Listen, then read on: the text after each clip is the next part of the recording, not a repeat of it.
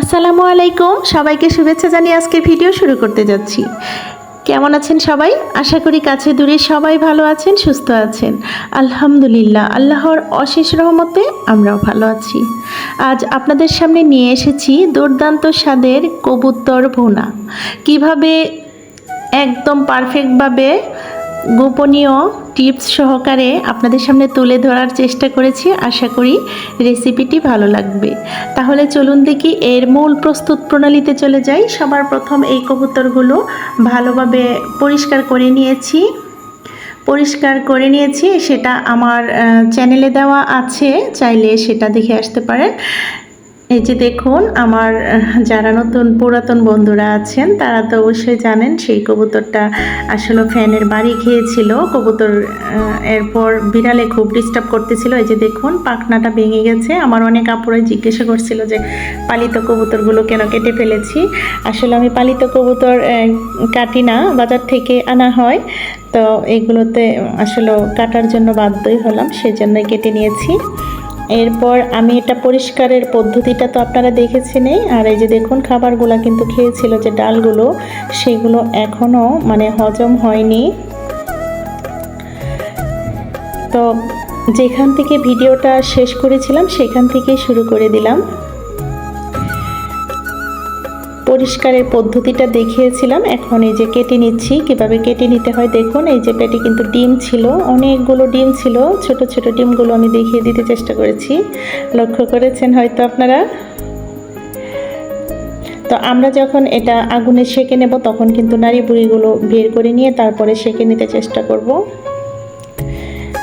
এরপর কেটে নিচ্ছি বটির সাহায্যে। আপনারা চাইলে কাঁচি বা ছুরির সাহায্যেও কেটে নিতে পারেন।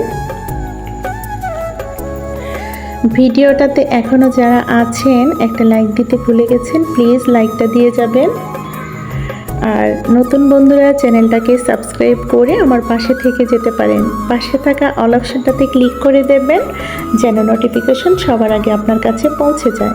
আর যারা এই কাজগুলো করে নিয়েছেন তাদেরকে অসংখ্য ধন্যবাদ ও আমার অন্তরের অন্তঃস্থল থেকে অনেক দোয়া ও ভালোবাসা। তো এভাবে করে কেটে নিয়েছি। 3টা কবুতরই কেটে নেওয়া হয়ে যাবার পর ভালোভাবে নর্মাল পানি দিয়ে ধুয়ে নিয়েছি।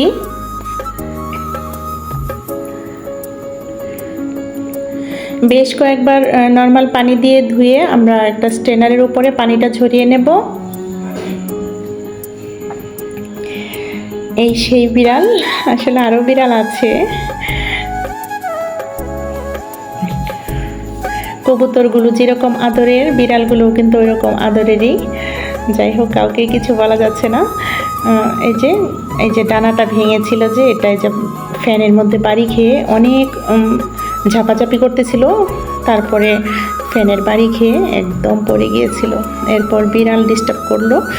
তারপর এখানে মশলাগুলো নিয়েছি হচ্ছে 3টা কবুতরের জন্য। এখানে 1 কাপ পরিমাণ পেঁয়াজ কিপ করে কাটা আর কুচি করে কাটা 1 কাপ পরিমাণ, আর রসুন 1 কাপ পরিমাণ, আর এখানে হাফ টেবিল চামচ পরিমাণ করে হলুদ গুঁড়ো, জিরা গুঁড়ো, ধনিয়া গুঁড়ো, আর 2 টেবিল চামচ পরিমাণ নিলাম লাল মরিচের গুঁড়ো। এটা আমরা আমাদের পছন্দ মতো মরিচটা ইউজ করতে পারি।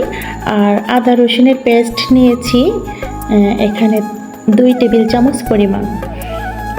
আর এখানে টমেটোর একটা পেস্ট নিয়েছি, এখানে 3টা টমেটো পেস্ট করে নিয়েছি। এরপর চুলাতে একটা কড়াই বসিয়ে দিয়ে এখানে কুচি করা পেঁয়াজগুলো ভেজে নিচ্ছি। এখানে সয়াবিন তেল দিয়ে দিয়েছি 3 টেবিল চামচ পরিমাণ, আনুমানিক বলছি, কিংবা কিছুটা বেশিও হতে পারে। তারপর এখানে পেঁয়াজগুলো দিয়ে দেওয়ার পর দিয়ে দিয়েছি এখানে তেজপাতা 3টা কেটে নিয়েছি, আর গরম মশলা দিয়ে দিয়েছি।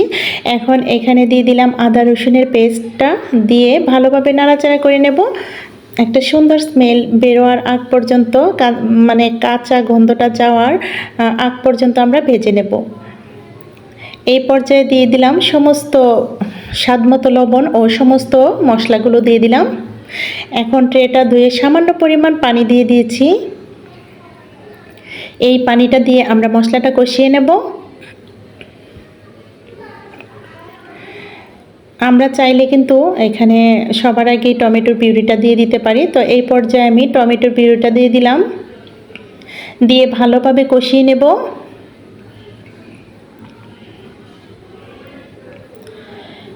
এরপর আমি এখানে 3 মিনিটের জন্য ঢেকে দিলাম। 3 মিনিট পর ঢাকনাটা সরিয়ে আবারও একটু নাড়াচাড়া করে নিচ্ছি। এই পর্যায়ে কিন্তু দেখতে পাচ্ছেন আমাদের মশলাটা কষানো হয়ে গেছে। মশলাটা ভালোভাবে কষিয়ে নিতে চেষ্টা করব। মশলাটা কষানো হয়ে যাবার পর ধুয়ে ঝরিয়ে রেখেছিলাম কবুতর যে গোশতটা, সেই কবুতরগুলো দিয়ে দিলাম। কেটে রেখে ভালোভাবে ধুয়ে কিন্তু আমরা স্ট্রেনারে ঝরিয়ে নিতে চেষ্টা করব।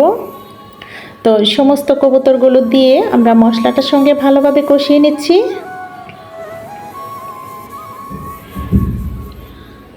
কষানোর কাজটা যদি ভালোভাবে করা হয় তাহলেই কিন্তু আমরা খুব সুস্বাদু একটা রেসিপি তৈরি করে নিতে পারি। চুলার আগুনটা মিডিয়াম লো ফ্লেমে রাখবো, তা না হলে কিন্তু পোড়া লেগে যেতে পারে। আমরা কষানোর সময় কিন্তু আগুনটা একটু কম রাখতে চেষ্টা করব। তো এখানে আমি 4-5 মিনিটের মতো ঢেকে দিয়েছিলাম। 4-5 মিনিট পর ঢাকনাটা সরিয়ে আবারও নাড়াচাড়া করে নিচ্ছি। আমি আবারও বলছি, আমরা মশলাটার সঙ্গে যে কোনো রান্নাই ভালোভাবে কষিয়ে নিতে চেষ্টা করব। খুন্তির সাহায্যে ভালোভাবে আমি নাড়াচাড়া করে নিচ্ছি। এই কষানোর কাজটা কিন্তু একটু ধৈর্য সহকারে করে নিতে হবে। এই পর্যায়ে দিয়ে দিচ্ছি যে কিউব করে কাটা পেঁয়াজ আর রসুনগুলো দিয়ে দিলাম। কবুতর ভুনাতে কিন্তু এইটাই মূল বৈশিষ্ট্য। এটা অনেক এটা একটা আসলে ট্রেডিশনাল, খুব আগে থেকে এটা হয়ে আসছে। মা চাচিরাও কিন্তু এভাবেই রান্নাটা করতেন, তবে ওনারা হাতে মেখে করতেন, অনেক সুস্বাদু হতো। তো হাতে মাখা যে কবুতর রান্নাটা আমার চ্যানেলে দেওয়া আছে, চাইলে দেখে আসতে পারেন। এখন আমি এখানে পেঁয়াজ রসুনগুলো দেওয়ার পর এখানে 3-4 মিনিটের মতো ঢেকে দিয়েছিলাম। ঢেকে দেওয়ার পর 3-4 মিনিট পর ঢাকনাটা সরিয়ে আবার একটু নাড়াচাড়া করে এখানে পানি দিয়ে দিচ্ছি। অবশ্যই আমরা গরম পানি দিতে চেষ্টা করব, তা না হলে কিন্তু কবুতরের গোশতটা শক্ত শক্ত টাইপের হয়ে যেতে পারে। তাই আমরা গরম পানিটা দিতে চেষ্টা করব। এখানে পানিটার মাপটা হচ্ছে আমরা কতটুকু ঝোল রাখবো সেটা অনুসারেই কিন্তু দেব। দেখতেই পাচ্ছেন একটু গা মাখা মাখা করে নিয়ে একটু পানিটা দিয়েছি, এতটা না। যেহেতু ভুনা করছি তো পানিটা একটু কমিয়ে দিয়েছি। আর কবুতরের গোশতটা কিন্তু এতটা সেদ্ধ হতে এত সময় লাগে না, তাই আমরা পানিটা একটু বুঝে শুনে ইউজ করব।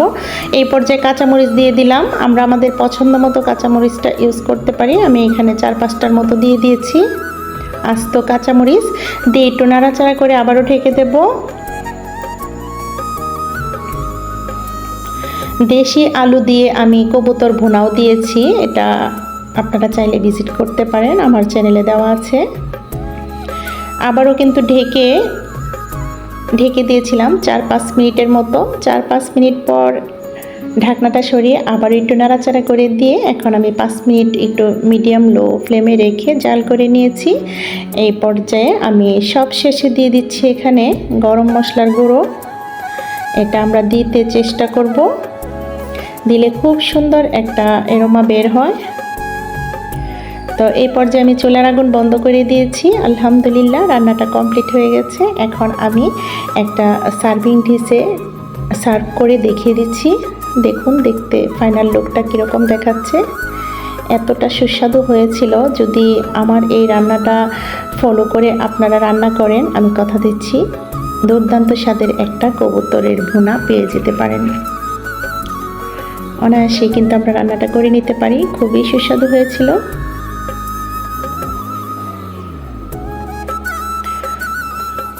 আমি একটু মোটামুটি মিডিয়াম সাইজ করে কেটে নিয়েছি। আপনারা চাইলে আরও ছোট করেও কেটে নিতে পারেন বা আরও বড় করেও কেটে নিতে পারেন। আশা করি ভিডিওটি ভালো লেগেছে।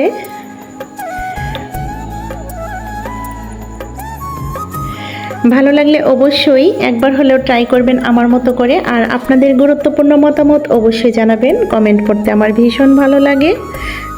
তো আগামী ভিডিও দেখার আমন্ত্রণ জানিয়ে আজকের মতো ভিডিওটা এখানেই শেষ করব। সবাই ভালো থাকবেন, সুস্থ থাকবেন, আমাদের পাশে থাকবেন, আমাদের জন্য দোয়া করবেন। আল্লাহ হাফেজ।